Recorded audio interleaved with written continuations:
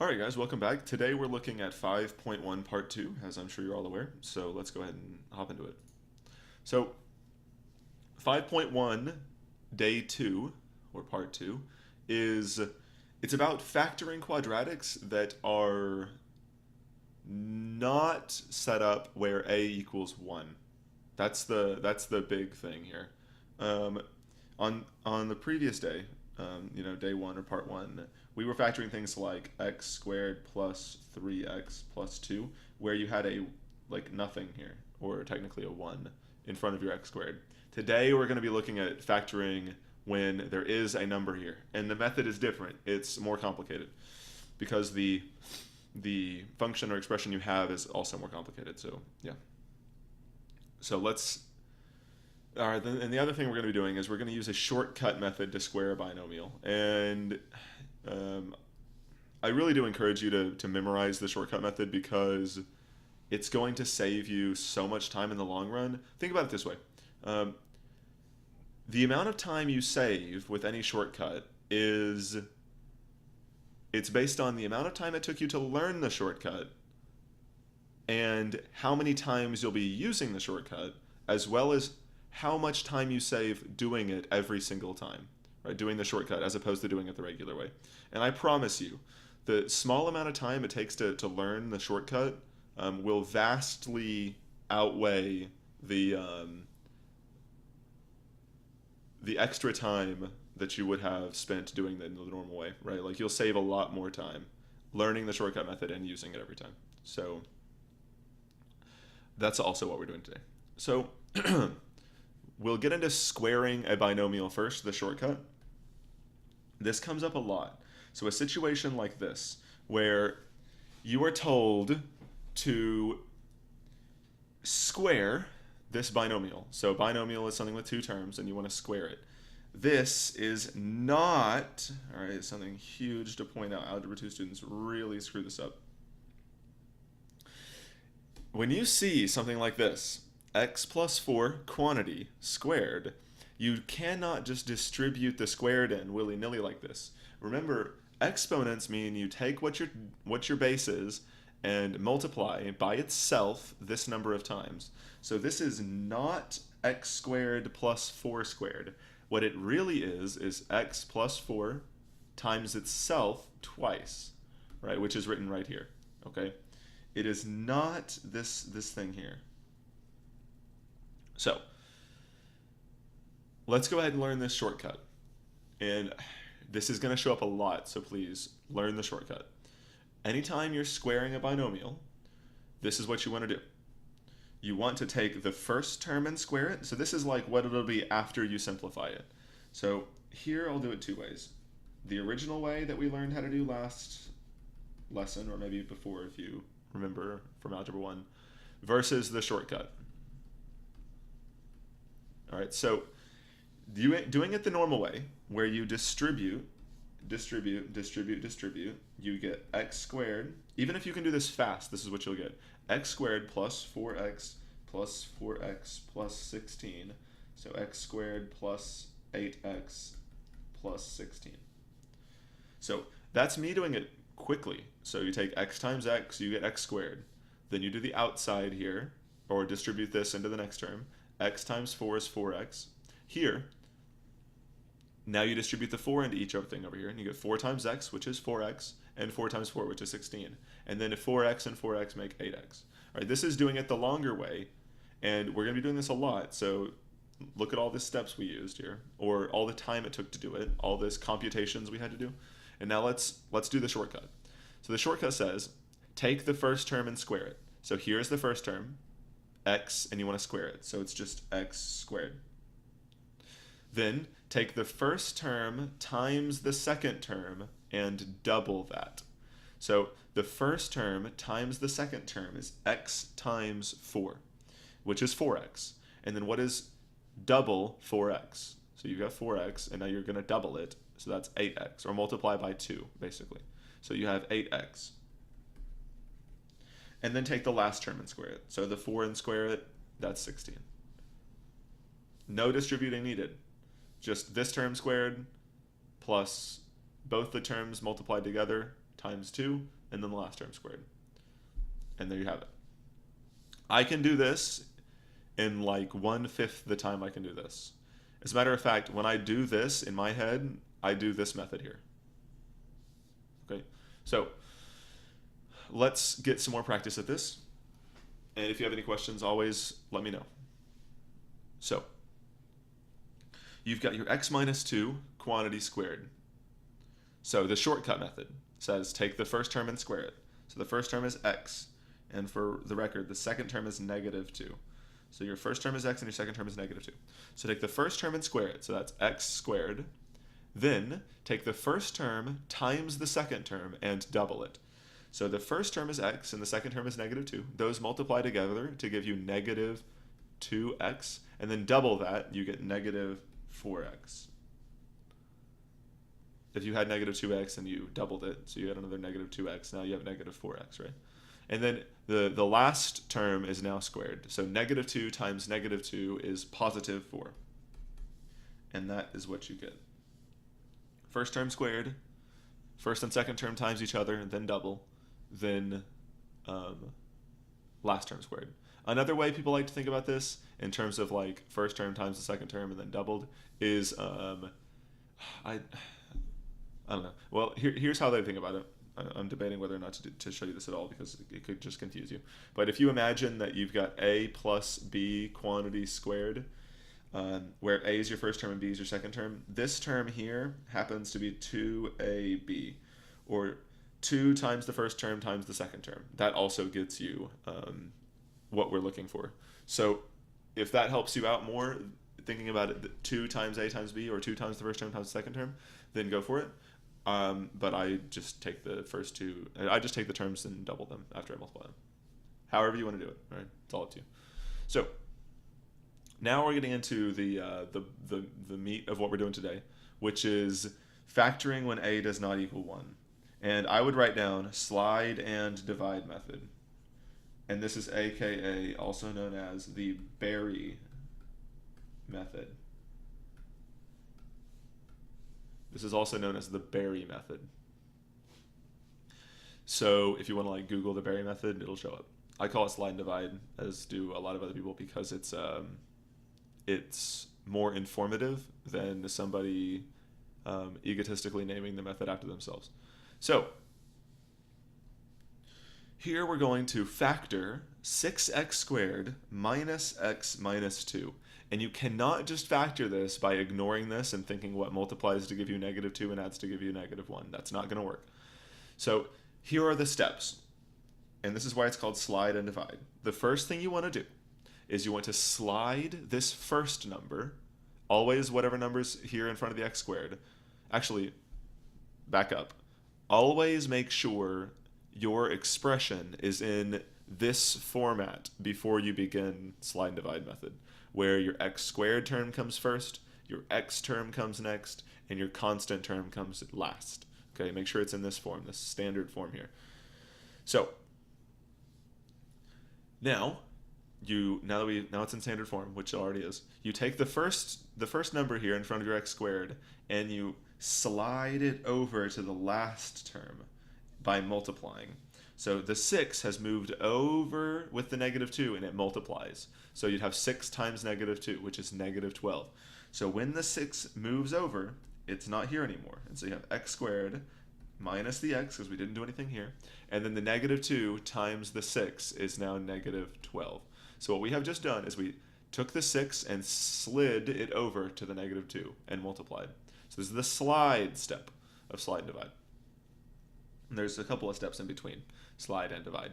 So now that we have slid the 6 over, we now have an expression that we can factor just like we did on the last lesson, where you think about what multiplies to give you negative 12 and what adds to give you negative 1. Because if you look here, you have 1x squared, and now this method can be used. So you think about what numbers multiply to give you negative 12,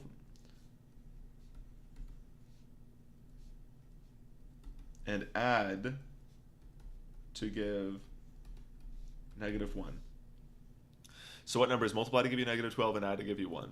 Well, I'll do it the way that takes a little while to do, but It's the simplest way to think about it. Write out all the factors of negative 12. So positive 1, negative 12. Negative 1, positive 12. Those are both multiplying to give you positive or negative 12.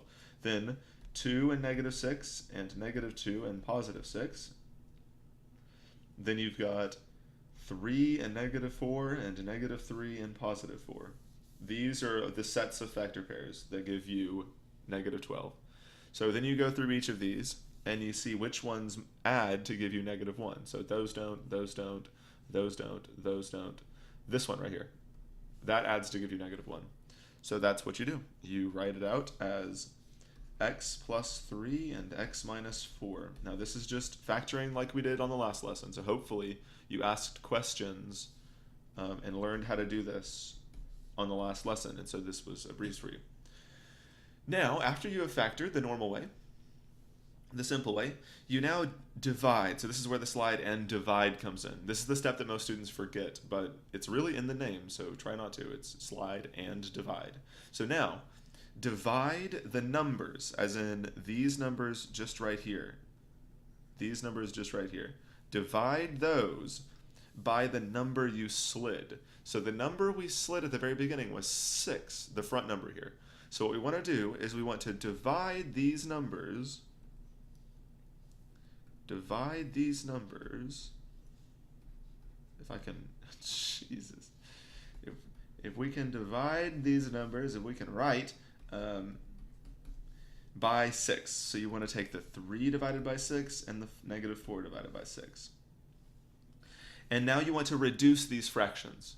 So 3 over 6, and this reducing is very important. You must reduce. So here you get x plus 3 over 6 is 1/2, and 4 over 6 is 2/3. Okay, just reducing fractions, trying to divide the top and the bottom by the same number. So I take the top divided by 3, the bottom divided by 3, and you get 1 over 2. And then the top divided by 2 and the bottom divided by 2, and then you get 2 over 3, right? So now, the very last step is to move any denominators, so the 2 and the 3, in front of the x's they are with. So you'd want to move the 2 in front of the x, move the 3 in front of the x. And you get 2x plus 1 and 3x minus 2. So I took the 2 and moved it in front of the x, and the 3 and moved it in front of the x. And the 1, the plus 1, stayed plus 1. And the minus 2 is still minus 2. Okay, so the number moves and it is no longer a fraction. This is your answer. All right, that's a completed, factored, that's completed slide and divide. So that's the whole example done.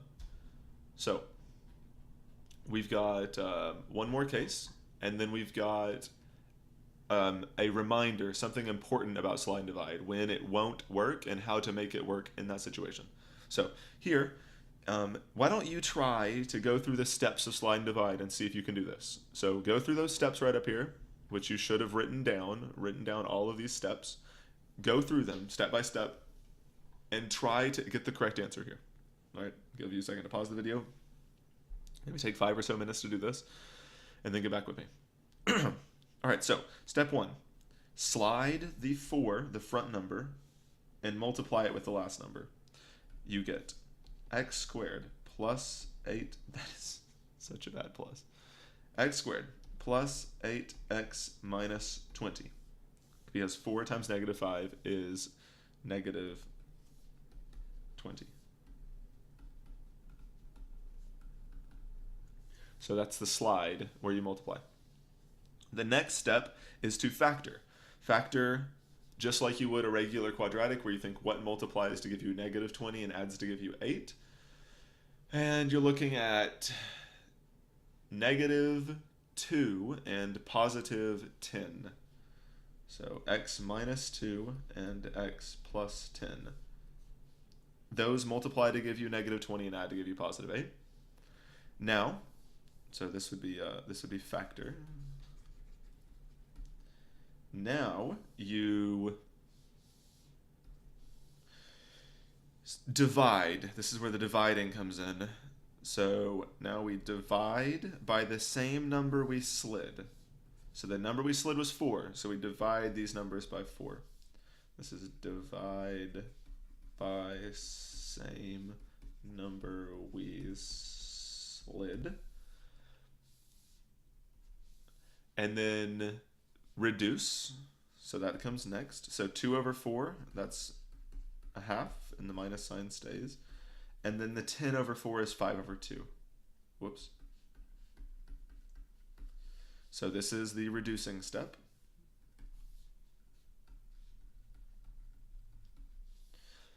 Then you move any denominators in front of their x's. So you've got a denominator here. You want to move that in front of the x, in front of the x. And then here you want to move this denominator in front of the x. And you get our final answer, 2x minus 1 times 2x plus 5. Boom. That's it. And then this would be called move denominators. And that gets you here. Okay. Now, let's look at a special case. If you try, all right, so let's look like this problem right here, 3x squared plus 6x minus 12, will not get you the correct answer when you slide and divide. And the reason is because there is a common factor among all of your terms to begin with. In the very first chapter, we learned about factoring the greatest common factor out. So this is a situation in which you can do that. So you want to factor out the greatest common factor first, then factor using slide and divide or whatever is the easiest method. So the greatest common factor, if you remember, is you look at the numbers and you look at the x's, in this case, x's, and you see which factors of 3, 6, and 12 are common, and what is the greatest common factor among 3, 6, and 12. So what's the biggest number that goes into 3 that also goes into 6 and negative 12? And the answer is 3. 3 goes into 3, 3 goes into 6, and 3 goes into negative 12. Then you look at the x's. And this is easy because this term does not have an x, which means you can't afford to factor one out. You can't take away what it does not have, right? Numbers can't go into debt like people can. So here you want to factor out the greatest common factor, and that's just going to be 3. And so when you factor 3 out, you divide by 3, divide by 3, divide by 3, and you get x squared plus 2x minus 4. So this is the factored form or semi-factored form or partially factored form of this expression. So you've got 3 times the quantity, x squared plus 2x minus 4. And now you can factor, so then factor using the easiest method. So you look in here and factor this using the easiest method. So notice that when you factor out the 3, there is no longer a number in front here. There's just a 1, right? So I guess 1 is a number, obviously, but a here is just equal to 1. So that means you can factor using the regular old easy method that you guys have learned last lesson, where you see what multiplies to give you negative 4 and adds to give you positive 2. And that is, uh-oh. No, we're good. Positive, wait a second.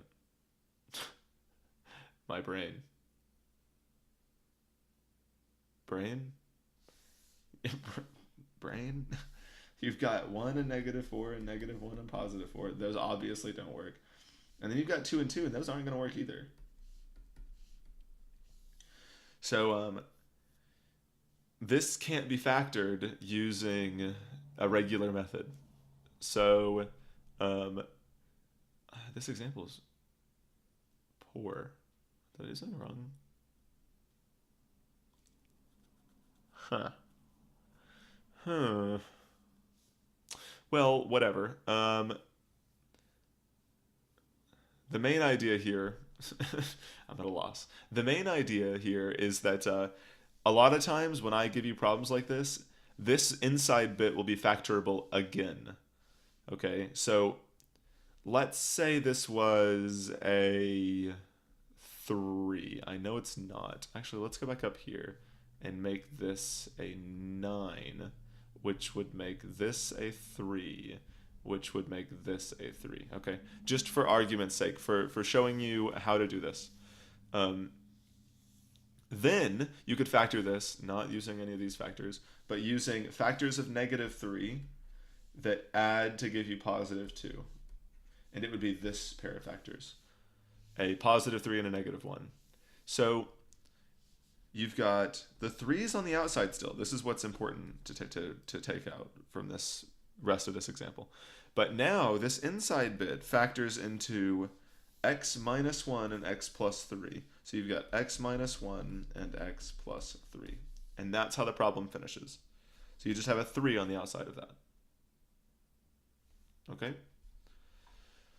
So that's how you would do it. You'd finish out the actual problem by factoring what's inside here. All right, here's your homework. Sorry that I got a little lost there at the end. You know, it happens sometimes. So if you have any questions, let me know. Begin.